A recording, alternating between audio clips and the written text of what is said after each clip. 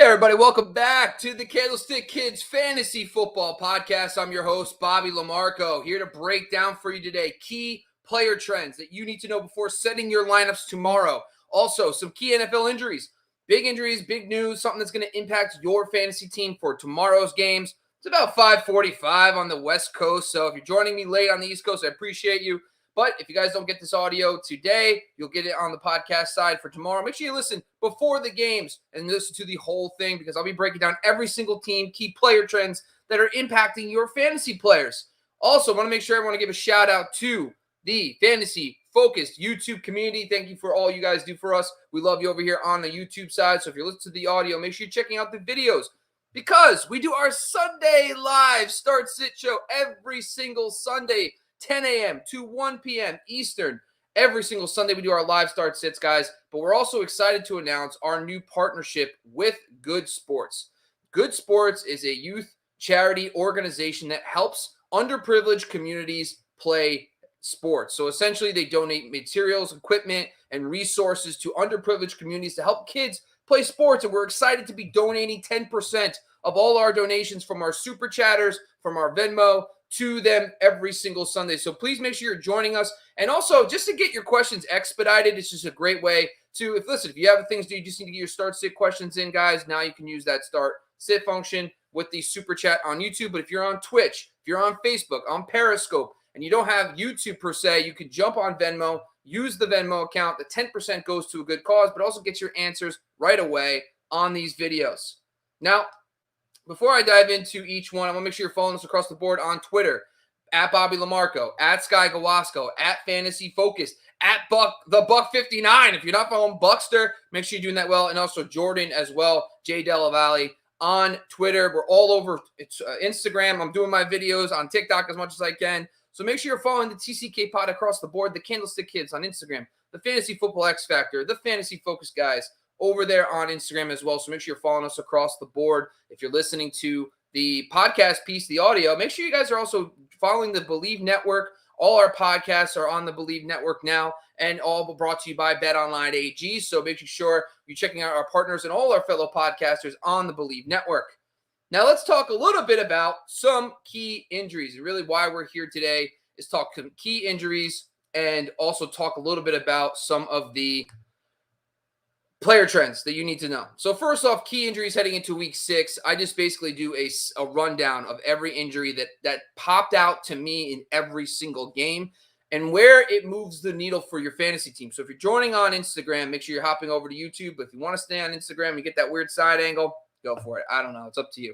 But make sure you guys are following us over there. We got people rolling into the comments.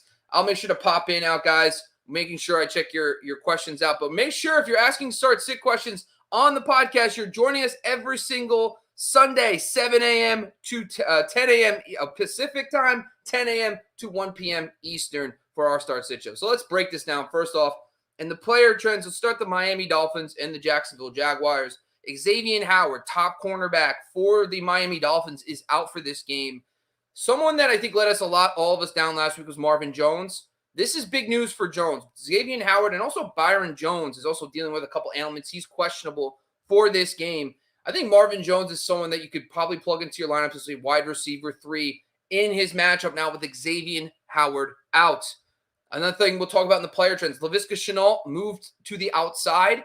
Marvin Jones is the better player on the outside. Laviska was a better slot receiver, but because of the injury of Chark, they kicked him outside and actually put Jamal Agnew in the slot. We'll talk about that more in the player trends. But I think really this matchup is key for Marvin Jones. I think he's actually someone that you can play this week because of the injury to Xavier Howard. Next up is Devante Parker.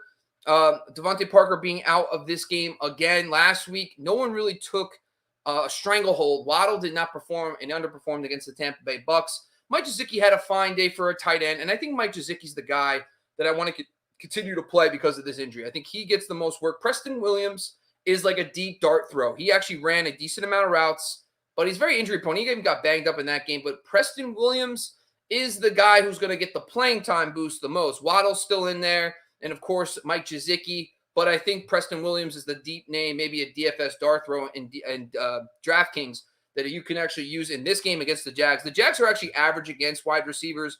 mostly because of the lack of volume. I mean, teams typically get their points against Jacksonville quick and easy.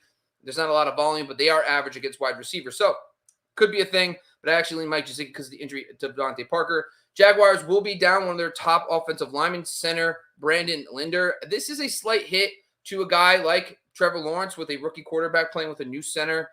Miami Dolphins, to me, are one of my favorite streamer defenses of the week. So if you can get your hands on the Miami Dolphins, if you missed out on like the Dallas Cowboys, for example, I've been Dolphins, Cowboys pretty much all week in my DFS / season-long leagues as the guys I've been playing from the defensive side. Now, jumping down to the Vikings game and the Panthers, the key one here is obviously CMC going on IR. And, woof, I just traded for CMC in a league, and it hurts a lot. Chuba Hubbard, at least for the next 3 weeks, is a legit, like, borderline RB1. I think you got to get him into your lineups. The Minnesota Vikings does not pose a very strong run defense, so I do think Chuba Hubbard is someone that you can kind of view. He got over 20 carries last week. You can view Chuba Hubbard as a locked-in RB2 in your lineups. And I think if the CMC owner like myself doesn't have Chuba Hubbard, I think if you have Chuba Hubbard, I think you should try to go get someone legit from the CMC owner. See what he's willing to give up. Because I know personally my team fell to 2-3 because I was like, I traded away Dak Prescott in a super flex to get CMC, thinking he'd be back in a week or two. Now my team's in trouble. And I also would poke around if you're a 4-1, 5-0 team, and that CMC owner's 1-4, 2-3, or whatever. They need wins now. Go reach out. And I'm not saying fleece them. I'm telling you, you can give a nice package. You can give away an Antonio Gibson, a type of player, to get a guy like CMC if that's what you need to do. I actually would be okay with that. If you could probably go 1-2 in the next 2 weeks and still be over 500, I think it's a move to make because then you're really set up down the stretch. So just the thought about CMC in this game. Also, Shaq Thompson is out. I think Dalvin Cook, you fire him up. I'm not stressing about Dalvin Cook at all. He looks like he's a full participant on Friday. He's in. You're playing him against the Panthers. Jumping down to the Chargers and Ravens, the biggest news is Rashad Bateman has been activated off of IR. He looks like he's going to play this week. Sammy Watkins is out. So that means Bateman has a shot to get immediate targets right away. So that's something notable. If you're a Bateman owner and he's in IR, I don't think you can start him right away, but I think it's interesting that he will probably get a decent amount of playing time right off the bat because Sammy Watkins is out in this game. The Chargers are going to be down an offensive lineman. So are the Ravens. I just don't think it's a big enough deal. It only starts piling up when we see 2 to 3 injuries on the offensive line, which we will talk about some other teams later where there's some red flags. Rams, Giants, key injury. Darius Williams, the best outside cornerback the Rams have. Listen, Ramsey has been the slot corner. That's what the data tells us. That's what it's been. That means Sterling Shepard is going to see a lot of Jalen Ramsey this week. That means Kadarius Toney. I actually think he is I think he's a solid low-end wide receiver too this week against the Rams. The Rams have been susceptible more out wide than the slot, and now they're missing their top boundary corner in Darius Williams. Let's say Kadarius Toney with no Kenny Golladay, with no Saquon Barkley. I think Kadarius Toney on the outside has a shot at putting up some decent numbers this week in this matchup. Of course, with no Saquon Barkley, the question comes to Devonte Booker. The matchup is average, but Booker was an absolute workhorse. Sometimes you need to follow the carry counts. He's going to get you 15 to 20 carries in this game, and he's going to get passing game work as well in this offense. And the Rams, listen, the Rams defense is an average matchup overall. I think you can get Booker in there. So come with your Booker questions on the Sunday Live Start Sit Show because we can actually break it down because I think it does matter who you're going to play for Booker and versus sitting in because I think he's a rock solid RB2 because of his volume and his role in that offense. Jumping down to the Texans and the Colts. The Colts are banged up. This is something notable. Laramie Tunsil and Justin Britt are out. If you're looking for another defense, I think the Indianapolis Colts are the third option. It goes Cowboys, Dolphins, Colts for me this week for the streamer defenses. You got 2 potential offensive linemen out. Looking for that Justin Britt. We'll break it down on the Sunday Live Start Sit Show at 8:30 a.m. I'll do all the inactives. If Justin Britt's out, that's 2 starting offensive linemen. That's good news for the Colts. I think that's legit. Desmond King, slot corner, DNP on Friday. Slight boost for a guy like Zach Pascal, but overall, you're not too excited unless you're in a deep league. That could be notable for him, but the Houston Texans have actually been decent against slot receivers this season, but maybe losing their slot corner could help Zach Pascal, but I'm not going out of my way to start him. Colts side, still going to be missing Braden Smith, but like we touched on too, not stressing about when you're not missing more than 2 linemen on the offensive line. Andrew Sendejo is out. That's one of the safeties that could help the deep passing game. When you see guys missing in the secondary, that's a lack of communication. A la the Browns game when they lost all their starters and Mike Williams goes off, but whatever. But my point is here is Andrew Sendejo's out.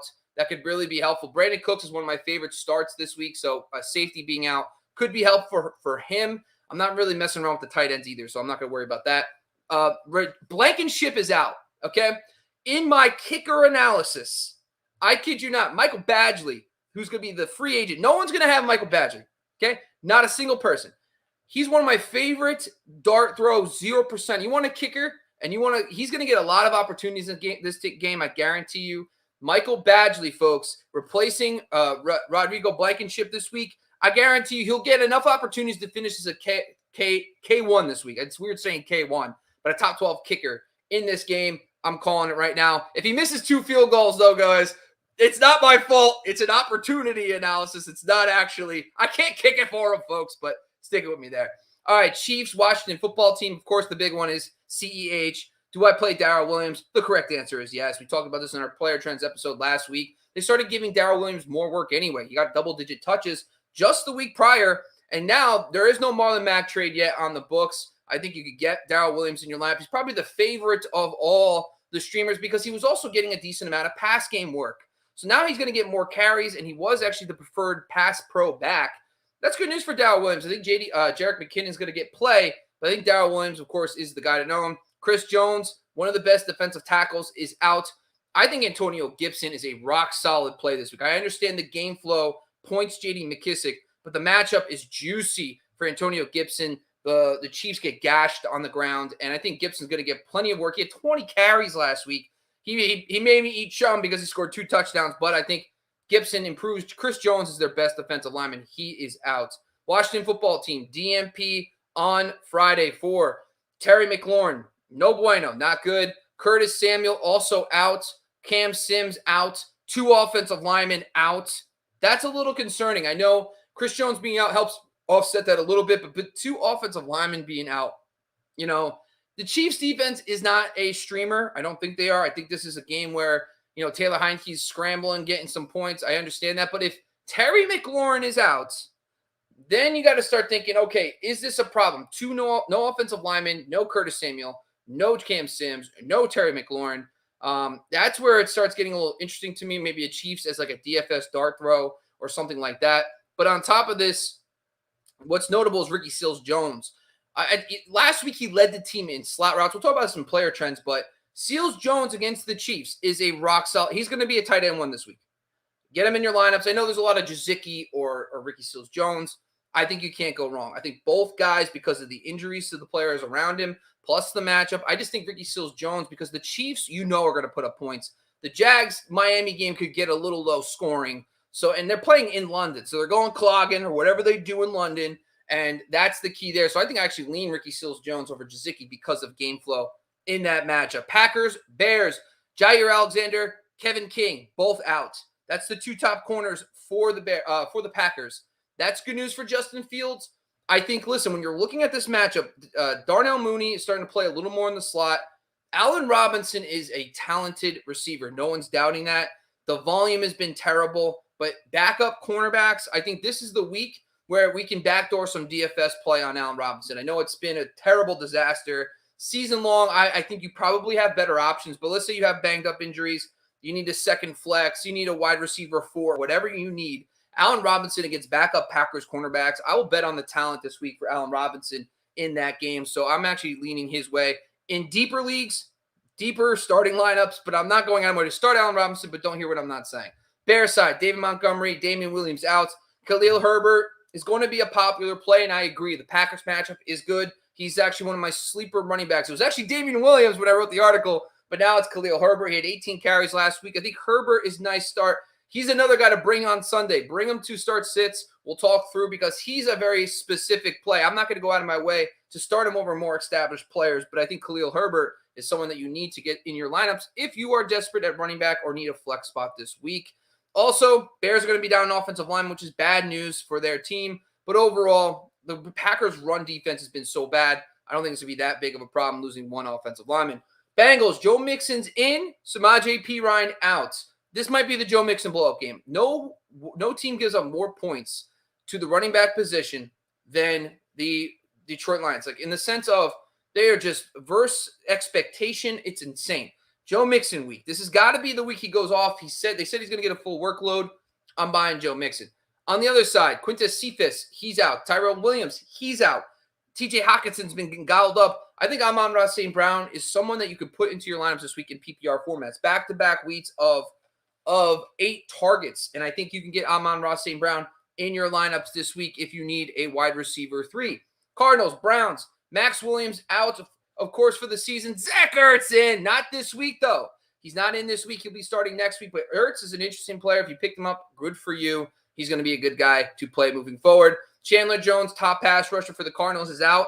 Good news because Nick Chubb is out. So I think that's going to be great for Baker. I think it's going to be good for guys like Kareem Hunt. With no Chandler Jones, he's a great pass rusher. That's going to help because both the tackles for the Browns did not practice on Friday. That's something we need to monitor for this week. If those guys are both out, it's going to be really tough for this game to get really, really high scoring. But overall, I think this game is going to be fun to watch. Similar to the Chargers-Browns game last week, we could see another repeat in this matchup because, listen, the good news, Denzel Ward is going to be back. Greedy Williams will be back. MJ Stewart is out. But the Browns at one point in that game lost 3 offensive starters, folks. That's why it just went disastrous. But Denzel Ward coming back is key. Greedy Williams playing healthy is going to be key as well. But we'll watch those tackles for the Browns. Also, Rodney Hudson, center for the Arizona Cardinals. This is bad news for James Conner. James Conner, in my opinion, has been very touchdown dependent. I think this is the week where James Conner might hurt you because the Browns are already a tough run defense. Now they're missing their linchpin center, Rodney Hudson. I think James Conner is someone that might fade for one of those backup running backs. You got Booker, Williams, Khalil Harbor. If you got one of those guys, I think you can run away from James Conner in this matchup as your RB2. Cowboys, Patriots. Patriots are technically down 4 starting offensive linemen. It looks like Isaiah Wynn is back in this week. And also Mike Onwue. So last week they lost 4 offensive linemen. This week it looks like they might get 2 back against the Cowboys, who have actually been decent against the run. Nothing too intimidating, but I think Damian Harris is back in your lineups. He's a good RB2. I think he's going to get the work. I think Ramondre Stevenson, of course, he got a lot of work last week, but that was because Damian Williams got hurt in that game. Harris did practice on Friday. I think he's going to be in, but that's something to monitor because if he's out, Ramondre Stevenson did get double-digit carries in that game, so that is worth noting. I think that is someone to watch in these matchups because 2 offensive linemen are going to be back for the Patriots. Jumping down to the Raiders and Broncos. Casey Hayward is DNP on Friday. That's interesting. Casey Hayward's playing out of his mind. This would be huge for Cortland Sutton.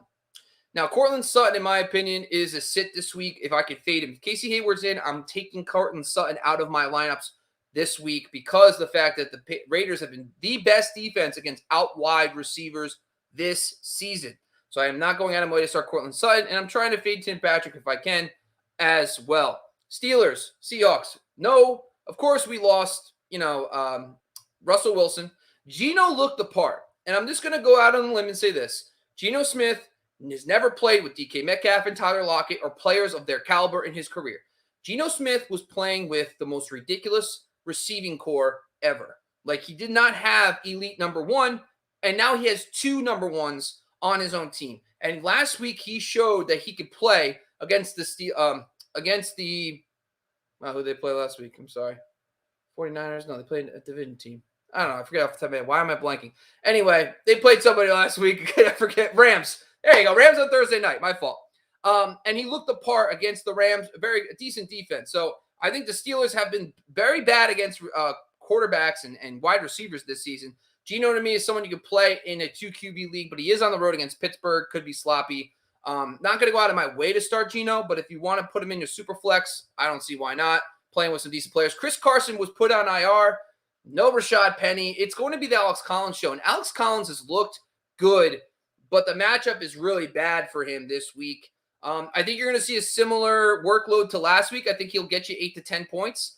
I think he's good. I think Alex Collins is good. The matchup's just not conducive for him to be successful. So If you need an RB2, I'd rather start the Bookers, the Khalil Herberts, the Darrell Williams over a guy like Alex Collins. But if you're desperate and you've got him, if you're a Chris Carson owner and you just had to handcuff him, that's fine. He's going to get you a solid 8 to 10. I think he'll be fine. He won't kill your fantasy team this week. Juju Smith-Schuster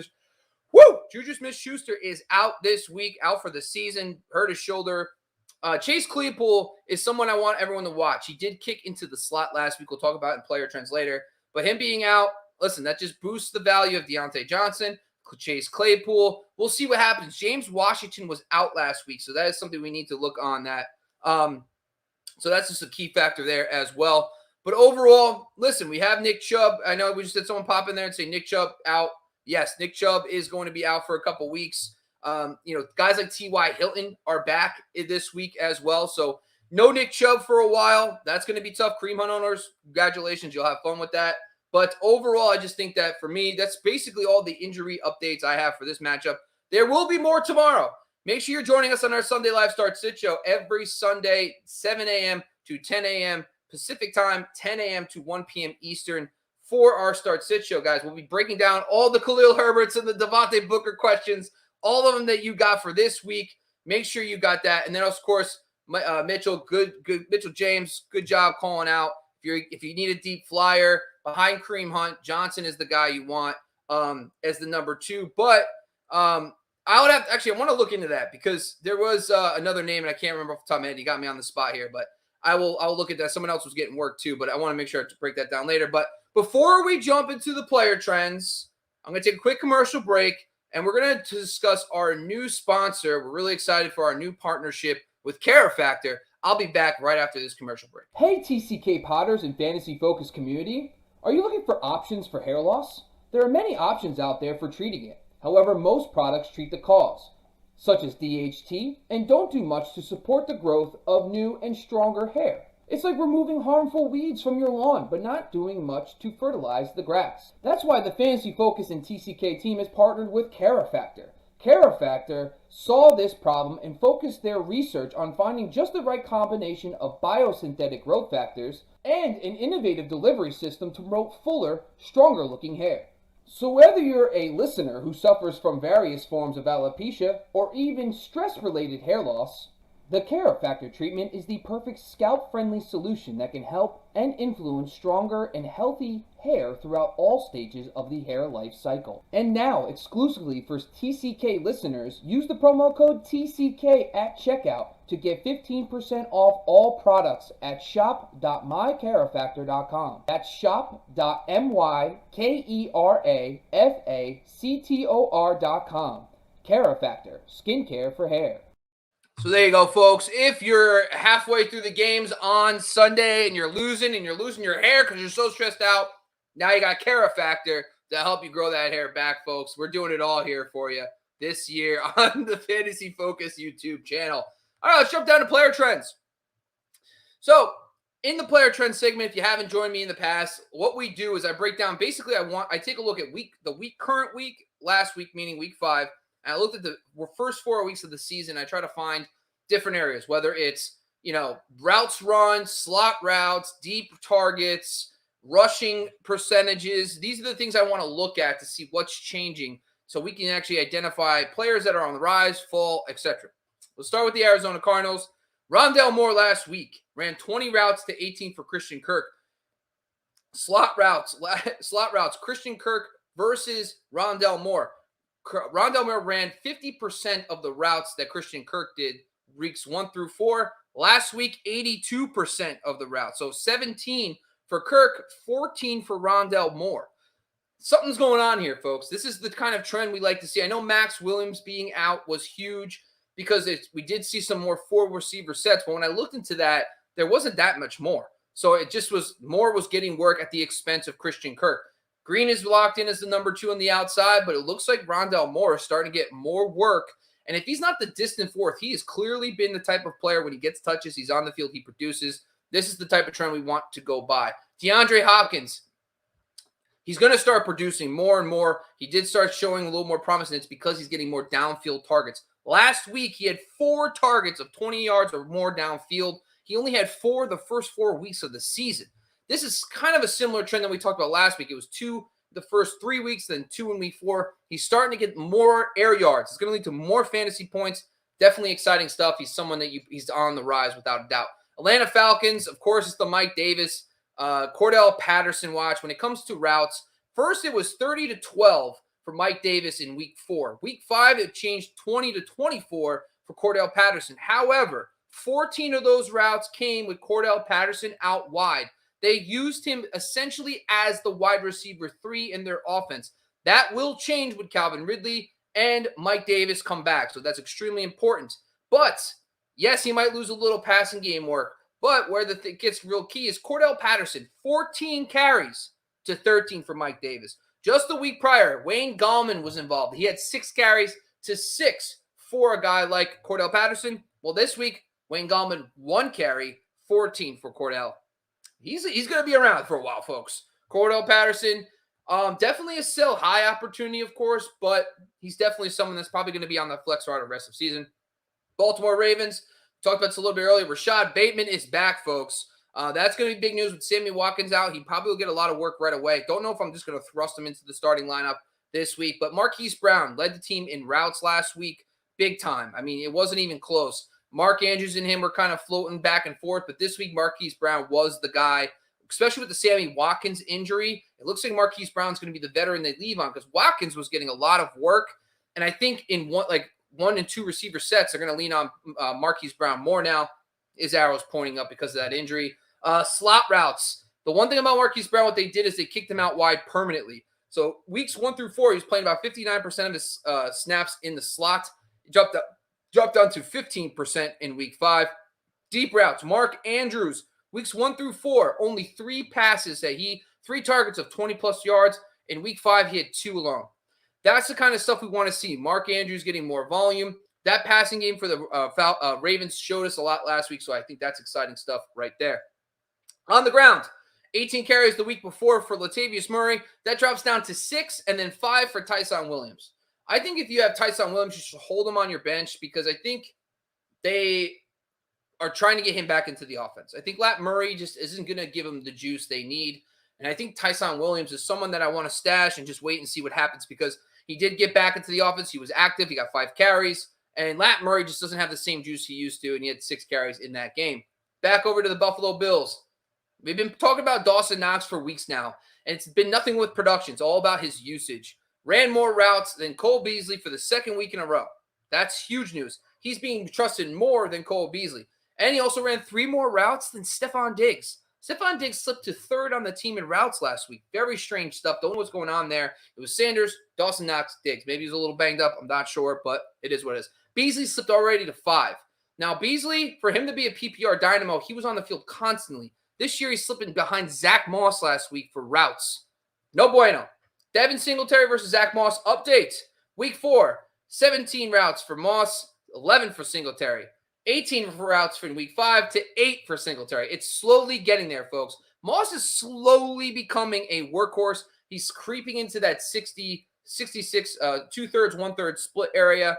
He's going to be an absolute legit player in that role in this offense. Slot routes. Dawson Knox led the team in slot routes. More than Cole Beasley, folks. This usage is outrageous. It's awesome. Dawson Knox is here to stay. Keep him on your teams. Don't sell him high.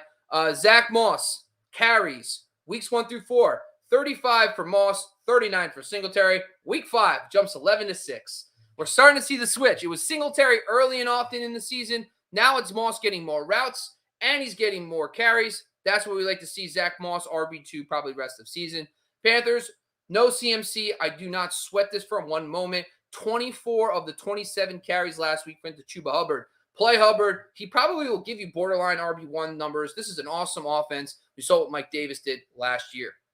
The Bears, slot routes. Darnell Mooney led the team in slot routes. He's kicking inside a lot more. He's not just a deep route outside of the boundary guy anymore. Weeks 1 through 4 only ran 29% of his routes in the slot. Week 5, 57%.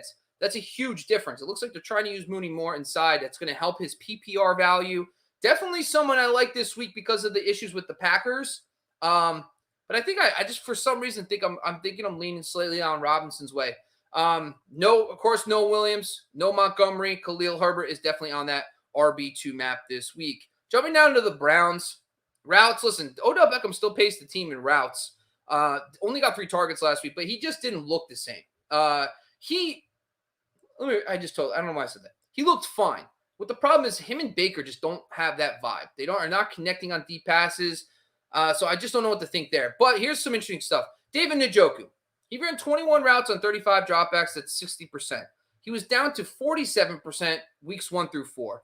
It's trending in the right direction. He's still a part-time player, but 60% versus 47% is something worth noting. He also had a bunch of slot routes. So he had 11 slot routes last week. 46% of his routes were in the slot. That just tells me, listen, that's going to be good news, but Jarvis Landry is looming. Jarvis Landry will be back. When he comes back, the question comes, does that mean Njoku? Does that mean more 3 wide receiver sets? I don't know. But that is something to keep in the back of your minds. But for this week, Njoku is an interesting play.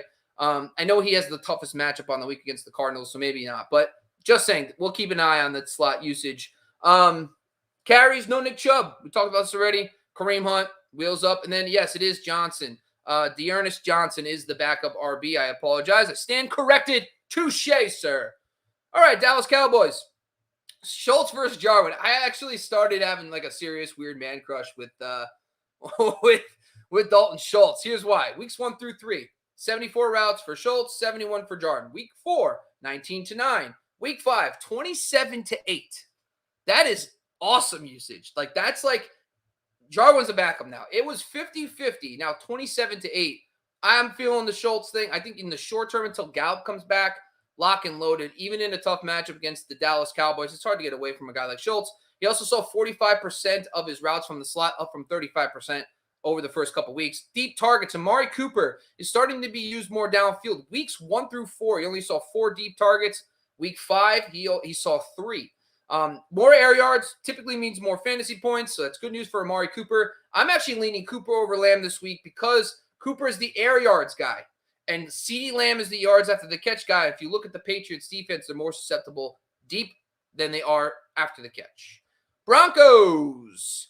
I guess the Melvin Gordon, Javonte Williams check. 22 routes for Gordon, 13 for Williams. Rushes, 8 carries for Williams, 9 for Gordon. It's a 50-50 split pretty much. Gordon's not going anywhere. Gordon's playing well enough to stay around all year. I think Javonte Williams, if you know you have a friend who just got that Javonte Williams itch and you know you could trade him, I just don't see Gordon going anywhere this year, guys. Javonte Williams in keeper leagues and dynasty leagues is a buy. And actually, if you're in a keeper league now and the team that has Javonte Williams isn't using him because he's not performing, and let's say they're a good team, see if you can go get Javonte Williams, especially if you're losing this year. Throw in the towel, give him a better player this year so you can get Javonte Williams for the rest of his career. I think that's a trade that I would make. Give the guy a better player for this season and get Javonte Williams for long term. Lions, Amon-Ra St. Brown. He's the guy you're going to want. Led the team in wide receiver routes this week. 1 route behind TJ Hockenson. Ran 37 less routes than Hockenson weeks 1 through 4. So basically, on average, 9 less routes a week than Hockenson the first 4 weeks. Last week, only 1 less route. 7 for 65. Rock solid PPR. If you have a bench spot and he's out there, I would stash him in leagues, 12-team leagues especially, PPR leagues especially. I like Amon-Ra St. Brown. Swift versus Williams. Here's what's notable about the routes usage. Okay? 78-45 weeks 1 through 3. Week 4 went 32-5. Week 5, 26-6 for Swift. Swift is now becoming the passing game back. He's the guy they're going to use for all passing game work. It was almost like 75-45, is okay. It's about 65-35 split or whatever you want to call it. Now it's not even close. Swift's getting the pass game work. He's going to have much better days of PPR, especially with Hockenson struggling and the injuries to Quentin Cephas and Tyrone Williams. It just means that they need him to play well in the pass game. Hockenson, slot routes are dipping. They're actually using less of Hockenson in the slot, dropped from 58% to 44% last week. I'm starting to get a little concerned because, the line, maybe it's just something they need him in line a little more. I don't know what's going on there, especially with the injuries to the receiving core. I'm not panic selling just yet, but it's been a couple weeks in a row now he's not performed. That's something that is worth noting. All right, carries. Swift, 8-14 the week prior, 11-13 this week. The gap's closing. It looked like Williams was the preferred runner and Swift was per pass catching back, but this week it's starting to close again. Let's keep watching. I think Swift is someone you probably should buy. I think it's over the next course of the few weeks. His talent, Williams is a nice player, but Swift is the guy. I think early on in the season, he's had some up and downs, but if he starts closing the gap, like it's a similar trajectory that Zack Moss is on. He closed the gap. He was starting to get closer and closer. Now he passed. We can see the same thing happen with Swift over the next few weeks. So this player trend tells me buy Swift.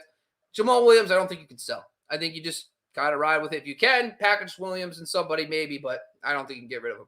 Packers, routes, Aaron Jones, Week 5, 78%. He ran a route on 78% of the dropbacks. Weeks 1 through 4, 61%.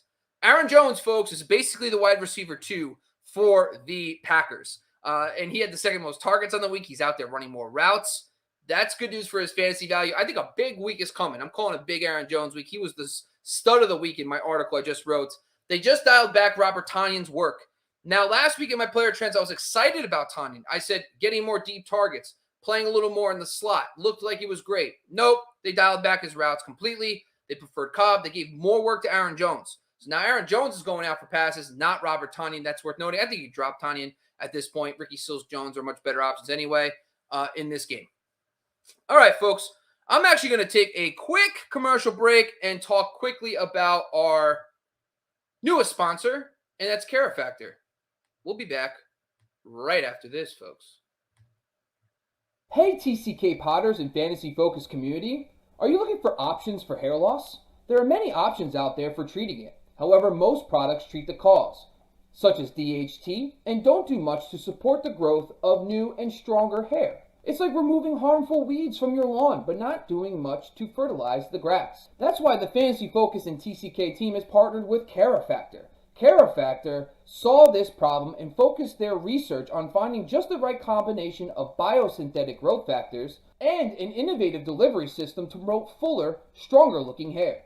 So whether you're a listener who suffers from various forms of alopecia or even stress-related hair loss, the Care Factor treatment is the perfect scalp-friendly solution that can help and influence stronger and healthy hair throughout all stages of the hair life cycle. And now, exclusively for TCK listeners, use the promo code TCK at checkout to get 15% off all products at shop.mycarefactor.com. That's shop.mycarefactor.com.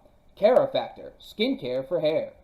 There you go, folks. Gotta love yourself some good skin hair products. Gotta love that stuff. All right, folks, right back into it. Texans, routes, David Johnson, 22 routes for 30 for Cooks. Why is that important? He ran less than half of the routes Cooks ran weeks 1 through 4. David Johnson looks like he's getting more involved in the passing game. Definitely something that can help with his PPR asset. Once Tyrod Taylor comes back, I think this offense will start flowing again. Good news for him. Mark Ingram, 15 carries. Okay, 7 for the other guys. Mark Ingram has one of the better rest of season run game schedules that I have in my metrics. So I think Mark Ingram is someone that if he's on waivers, pick him up, stash him. You're not starting him until Tyrod Taylor comes back. But he's the clear lead back, and he's also looked the best on the ground. I know we want Philip Lindsay to be the guy, but he's actually not. So I think that's key there. I'm sorry. I'm just going to pull up something real quick. Sorry, folks. There you go. My banner, so you know what we're talking about. Crazy stuff. All right, Colts. T.Y. Hilton returns this week. Pretty exciting stuff there. I think that's just good for Carson Wentz. You got Hilton. You got Paris Campbell coming back in a little healthy. I think Zach Pascal and those guys are decent. Michael Pittman, of course, is still going to be the number one, but good news for the offense as a whole. Tight ends, overall, listen, this team, I think from the Colts perspective, I think that's the biggest takeaway. I think we got to watch what happens there with T.Y. Hilton now back in the fold overall. Oh, sorry, tight end usage. Sorry. 15 routes for Doyle, 13 for Ali Cox, 6 for Kalen Grayson. This is a full rotation. I know Mo Cox is getting nice games, but to be honest with you, he's running less routes than Doyle. He's not going to be consistent. I wouldn't chase Mo Cox. I know he'll get a touchdown here and there and we'll be wrong, but you're not going to be able to predict when that happens, so I'm avoiding that. Jaguars, James Robinson dropped to 5th in routes. Jamal Agnew is out there. Tavon Austin is out there. I mean, this was the most ridiculous thing in the world. Dan Arnold, Jamal Agnew, Tavon Austin, all running more routes than James Robinson. It is what it is. He does look good on the ground, but it looks like they're trying to get these other guys involved. Dan Arnold ran the second most routes on the team for the week right off the bat. 50% of his routes were in the slot. James O'Shaughnessy ain't coming back for a couple more weeks, so Dan Arnold, definitely someone on the streamer radar, especially with that usage. Jamal Agnew became the slot receiver. He ran more routes than Laviska Shenault. You could tell by my face how much I freaking hate that. Are you kidding me? Like, what the hell are we doing? Like, more routes than Laviska, and he took over the slot role. So that's something worth noting. He's going to get more high-value looks in the slot. Plus, I think Laviska's not meant for the outside. So I think Marvin Jones this week in this matchup with no Xavier Howard's the guy I want overall. Chiefs, Mecole Hardman. Listen, Mecole Hardman was pretty good last week. Second most wide receiver routes, 9 for 76. Maybe the Josh Gordon sighting got him a little pumped up. Definitely something. If Mecole Hardman was dropped, or if he's someone on someone's team that you can get for cheap, I would definitely poke around because he's just got this crazy upside. The Chiefs are going to figure it out. Trust me. So if they're going to rocket ship up, Mecole Hardman's just going to grab the end of that rocket and just fly to the moon anyway. So definitely there because Josh Gordon got 4 routes. Darnell Williams, of course, the CH injury is key, but he had 5 targets last week. Now you're going to give this guy double-digit targets and double-digit carries on top of the 5 targets. I can feel that stuff. I like that. All right. Raiders. Henry Ruggs led the team in routes. Henry Ruggs is the preferred guy. He's the one that's getting the most routes. He's on the field a lot. The production has not been there yet, but it's been a couple bad weeks for the Raiders offense. Tough matchups. I think better days are ahead for Henry Ruggs, but that's something we'll keep watching. Josh Jacobs, week 4, 22 routes on 38 Waller routes. Week 5, 19 to 36. What does that tell you? He's running around 50% of the number 1 guy on the team. That's Waller in the Ruggs range. Ruggs actually tied Waller. I apologize for routes. What my point of this section is that Josh Jacobs is the passing down back. He's the one getting the most work in the passing game. He gets goal line work. I know we don't like Josh Jacobs, but in good matchups, you got to play Jacobs. He's going to get the type of usage you want. Deep targets. Bryan Edwards had weeks 1 through 4. He had 6 targets of 20-plus yards or more downfield. In week 5, it went to 4. He didn't catch any of them, though. Those will start landing. They're about a 40% catch rate on those deep passes. So 0 for 4 is a fluke. He's going to start catching at least 1 or 2 of those. I just think that's going to start being a thing. Bryan Edwards and Henry Ruggs are 2 guys that I like season long as guys that are going to be potential. They're going to start have better days when they have better matchups. Rush, Josh Jacobs, week 4, 13 carries, 1 for Drake. Week 5, with the return of Peyton Barber, didn't do much. He still had 15 carries to only 2 for the other running backs. It's Josh Jacobs' team, guys. It's whether we like it or not, it's a thing. Rams, Robert Woods led the team in routes and targets last week. That's big news. And he's also, I just think he's going to continue to, early on in the season, he was behind Jefferson and Tyler Higbee. That's no longer the case. The Rams wide receiver 3, Jefferson, 23 routes, Jackson, 15. Just a couple weeks ago, Jackson didn't get any routes. Jackson is slowly gearing up. This guy catches a bomb almost every week. They're giving him multiple deep shots every week. Jackson's a guy that I want on my bench. I just think that Jefferson has not done anything really special. And plus, he kind of fills a similar role to what they got from Robert Woods. Now, Woods is back in his main role. I think Jackson gives him a different element. If Jackson starts closing the gap even further, if it's more of a 50-50 and he's getting more routes, he's just a constant deep threat. I just think with Matthew Stafford, it could be someone down the stretch that really changes the defense team for you. Chargers, kind of status quo. Awesome game across the board. But my biggest takeaway is Allison Eckler, 8 of the first 12 first half carries. Allison Eckler gets the pass game work. He gets the ground game work. I mean, God bless him. Austin Eckler, I'm a little disappointed because I only had my 6th overall player. But at the same time, I don't have any shares of him. Even though I felt like I was high on him, no shares. I just got to figure out a way to go get him. I love Austin Eckler rest of season as well. Dolphins, good luck trying to figure out this backfield. Routes last week, Gaskin, 9-10 versus Brown. This week, 22-1. 20-1.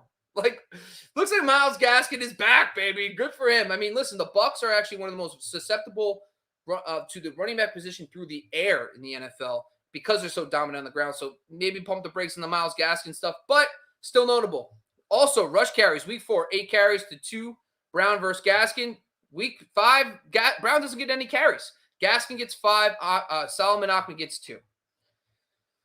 I don't know what's going on here. I think we talked about this on our last prayer trend show. We said don't drop Myles Gaskin. He's a hold. But it looks like he's the guy you're going to want moving forward, which is good. All right.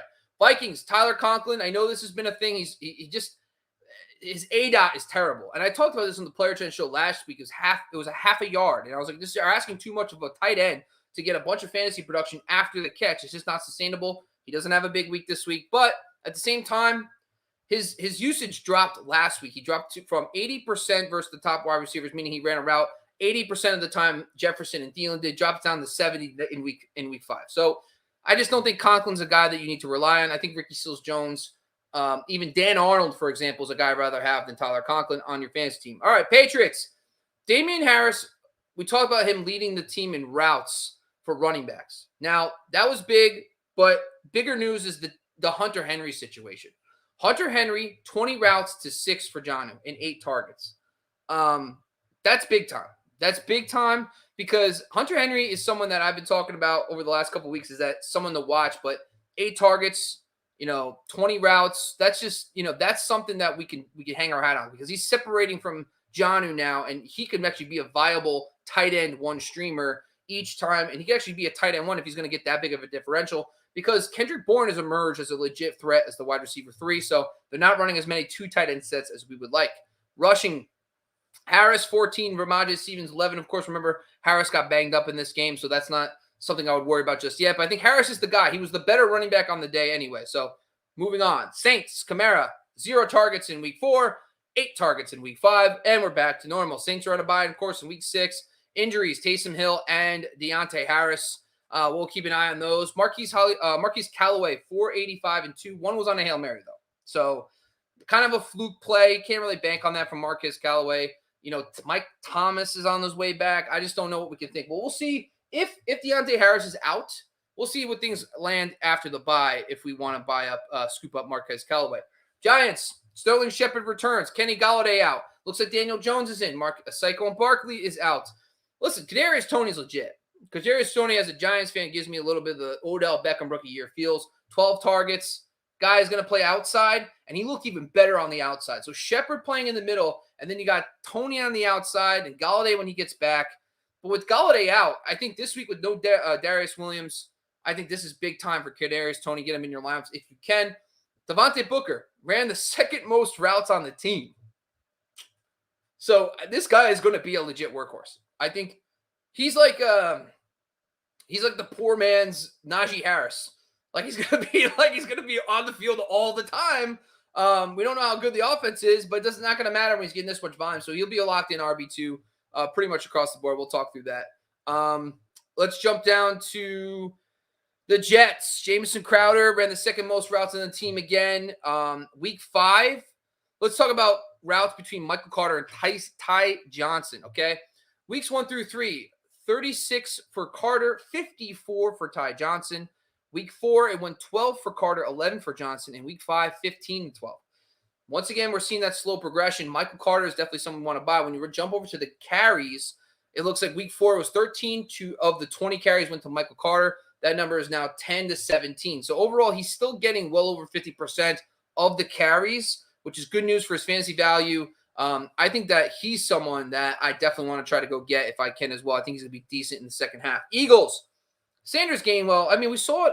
Sanders just doesn't get the ball. And when he gets the ball, he looked good against the Bucs. I think this all has to stop. I think the Sanders Gainwell thing, I know Gainwell, people love him like Sky and them, and I love my boys. I love Jordan. I love those guys. I respect their opinions. But this one, I'm just like, I got to sink my teeth into. You watch the game, Sanders they got to give him more work. Maybe the second half of that Bucs game, they'll wake up and say, all right, we got to give this guy 15 carries a week, no matter what. Hopefully that happens because Sanders is a talent. Steelers, slot routes. Chase Claypool, week 5, he jumped for 40%. Weeks 1 through 4, 15%. That's a huge delta. Why? Juju goes out. If James Washington comes back, Deontay Johnson's in his role. Deontay Johnson is not going to the slot. It's going to be Chase Claypool or James Washington. I know Ray McLeod is an option too, and we'll see. This is the week we'll find out. James Washington was out last week. But Chase Claypool getting 40% of his routes in the slot is huge. This is a big slot guy, and Big Ben does like to target the middle of the field a lot. We saw it with Juju getting a lot of his targets. I think this is huge news for Chase Claypool. I'm in on some Chase Claypool. Let's jump down to 49ers. Elijah Mitchell, 9 carries to 1 for Trey Sermon. I know Jeff Wilson is pending. He's coming back. Elijah Mitchell is somebody that I want to go get. I know they're on a bye, but I want Elijah Mitchell. 9 carries to 1 for Sermon. I know the game flow didn't work out, but it looks like they're going to go back to Jimmy G. That means more traditional 49ers offense. That means that Trey Lance won't be stealing as much carries. I just think Elijah Mitchell is going to at least have a couple big weeks before Jeff Wilson gets back up to speed. Now I'm thinking about it. I want to try to inquire about some 49ers running backs. Elijah Mitchell and even Jeff Wilson, if you can get him. But that's something I'm interested in doing. Listen, Seahawks, no Russell Wilson, no Chris Carson. Chris Carson now on IR. Alex Collins, 15 of the 20 carries. And Alex Collins looks good. I think he's got a tough matchup this week, but high floor player. He's going to get passing game work as well. I know DJ Dallas and Travis Homer are involved, but it's Alex Collins' backfield, and he looks good. He looks explosive. So I'm buying some Alex Collins in better matchups, but short-term IR for Chris Carson. So there's a couple tough ones. I think they played the Saints after this too. Not a great schedule for Alex Collins in between there. I think there's a bye as well. Buccaneers. Lenny Fournette, man. Good for him. I wrote about this in my article. He was due. He went off. He was the start of the week for me. Awesome. He goes off. He was due. Is AB the number one? I think it's getting to a point where me and Sky did an episode this offseason. We talk about player age analysis, and we realized that players up until the age of 34 play about 90, little over 90% of their max peak. So like Antonio Brown was 19 points per game in his prime. So take 90% of that. You're looking at, 17 points, 16 and a half, 17 points a game. Like, he's putting up those kind of numbers. So, yeah, man, it's legit. It's tough for Evans, but I think in games where the Bucs are going to have, listen, they controlled that game. The second half didn't go the way they wanted. Mike Evans and Chris Godwin didn't have the numbers, but AB's a must start every week. All right. The Titans, AJ Brown's back. Julio Jones is back. This is going to be tough. I think the Bills are the game that, from a trend side, I don't think we can really put anything on our thumb here. I don't think until we see what's going on with Julio and AJ Brown in the same lineup. Anthony Ferguson is the pass catching tight end. That's a fact. But I think this week you're probably better off. I think AJ Brown is still going to be a wide receiver 3/flex, but low end. I don't think it's someone I want to start. On the Washington football team side, Ricky Seals-Jones, whether we want to admit it or not, second in the team in routes. He led the team in slot routes. Let's get the Seal. This guy basically is at the SeaWorld putting on a show for people. And it's just fantastic. I think he's someone that I actually picked him up in Ertz, and I played Ertz this week in a couple leagues, but I got him too. I think he's going to be good until Logan Thomas comes back. The guy was out there a bunch. Adam Humphries, because of the injuries to Cam Sims, De'Ami Brown, and now also the injury to Terry McLaurin, is going to be necessity. I think Adam Humphries in the matchup against the Kansas City Chiefs, they're going to have to throw. They're not. Kansas City's going to put up the 28, whatever it is, points. They're going to have to throw. If McLaurin is limited at all, it's Adam Humphries. Adam Humphries is going to be the guy.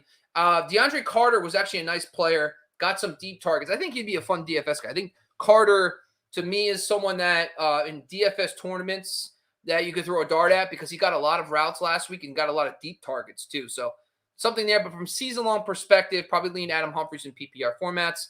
Ricky Seals-Jones is the start, though. He's the best start behind Terry McLaurin in the pass game. In the rush game, Gibson versus the McKissick RBs. Last week, 2 weeks ago in week 4, it got a little hairy.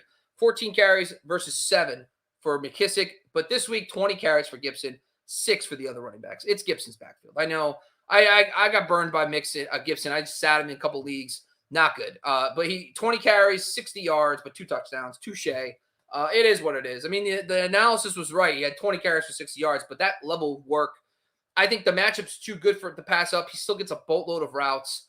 I'm still playing Gibson even in this matchup. All right, folks, let's do some quick rundown here. Let's see if we got some got a bunch of questions. So first of all, boys, it's Fragger. What's up, buddy? Traded Herbert for Lamar Jackson. Thoughts on that? I actually don't mind it. I would actually have to take a look at rest of season schedules, to be honest with you. But Lamar Jackson's just playing an MVP level, and with Rashad Bateman coming back, not too bad. Status on Zeke and Melvin Gordon, they're playing. I don't think you have to worry about those guys. Both practice. I actually put in any DMPs. So Sam, thanks for the question, man. I think they're going to be fine. If there was any DMPs, I would have brought it up. I will answer a couple start-sit questions here, but make sure you're joining us every Sunday live. Our start-sit show from 10 a.m. to 1 p.m. Eastern, guys. From SJ, Shepard, OBJ, or Darrell Williams. Darrell Williams all day, folks, guys. You're playing Darrell Williams this week. He's going to be awesome. Shepard gets a lot of Jalen Ramsey. Odell Beckham, I'm not going to trust him just yet. Brantley Lewis, what's up, buddy? PPR, pick 2. Lockett, Pittman, Emmanuel Sanders, D. Williams. If it's Darrell Williams, I'm assuming it is, playing Darrell Williams, Pittman, Sanders, Lockett. Lockett has a really good matchup. Really good. I just don't know what the Gino thing on the road against Pittsburgh. Might be overthinking that one, but I'm going to go Emmanuel Sanders. Sanders and Williams. All right, I'm going to pick another one. Let's see, folks. Do you think Tyreek Hill will stay inconsistent? Blind crackhead. No. Open your eyes, blind crackhead. No, it's going to be fine. Andy Reid's going to get this figured out. Once they get their bye too, wheels up for the Chiefs. I think they're going to be good. Definitely someone you would buy. Victor J. What's up, buddy? Looks like he's from Canada. What's up, man? Would you trade Michael Pittman for Edmonds? I got Kamara on a bye and Montgomery on IR. I had to pick up A.J. Dillon. Would you rather play Edmonds or Dillon? Basically, I'd rather play Edmonds. Chase Edmonds, guys, is a legit RB2 every single week. And so I would make that trade. I like Pittman, but I am a little concerned about the T.Y. Hilton thing. Hilton was the better receiver down the stretch last year. He became like a top 20 wide receiver down the stretch of 2020. Hilton's a legit player. He's going to get targets. So I actually want Edmonds in this trade. Last one, folks. Pablo. Zack Morris or Javonte Williams. Always Zack Moss. Javonte Williams is a legit 50-50 timeshare. I know he gets the Raiders this week. The Raiders are actually average against the run. But Moss is becoming a workhorse, man. And the Tennessee Titans are not a good defense, and Zack Moss is becoming the RB1 in that offense. I am going to go Zack Moss. All right, folks, that's all we got for today. Thank you for joining me again on Instagram, on YouTube. And if you hear this on the audio side, I appreciate it. That was our player trends that you need to know before Week 6 and also all the key NFL injuries. But don't forget, our Sunday Live show is now brought to you by our new partner at the Sunday Live show, which is Good Sports.